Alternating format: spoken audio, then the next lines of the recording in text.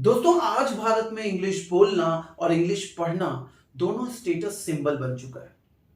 और शायद आप जानते हो कि भारत में इंग्लिश को as a medium of education introduce करने का क्रेडिट जाता है ब्रिटिशर्स को।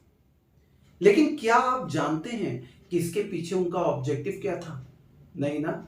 आइए मैं बताता हूं। ऑब्जेक्टिव नंबर 1, एक्चुअली हुआ क्या कि ब्रिटेन में इंडस्ट्रियल रिवॉल्यूशन हो गया था, मतलब औद्योगिक क्रांति हो गई थी और ढेर सारा प्रोडक्शन उनकी फैक्ट्रीज में हो रहा था।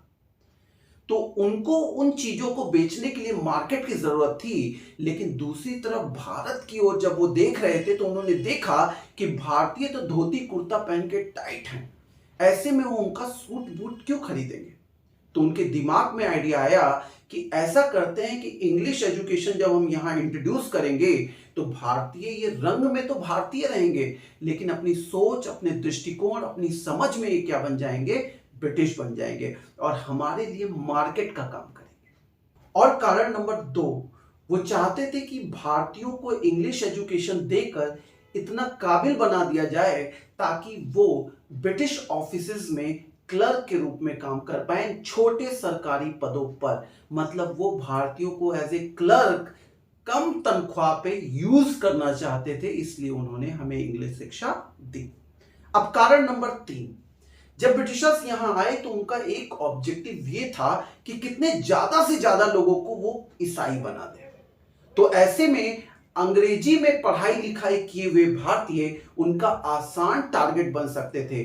तो इसलिए भी उन्होंने इंग्लिश में शिक्षा भारत में इंट्रोड्यूस की। कारण नंबर 4, दोस्तों उनके पीछे एक बड़ी सोच काम कर रही थी।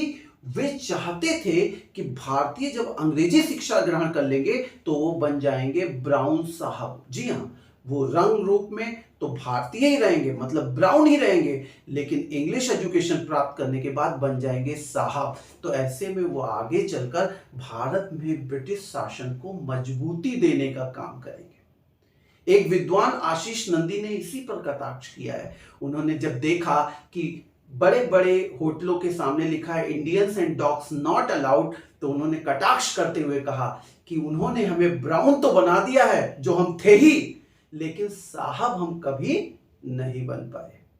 धन्यवाद।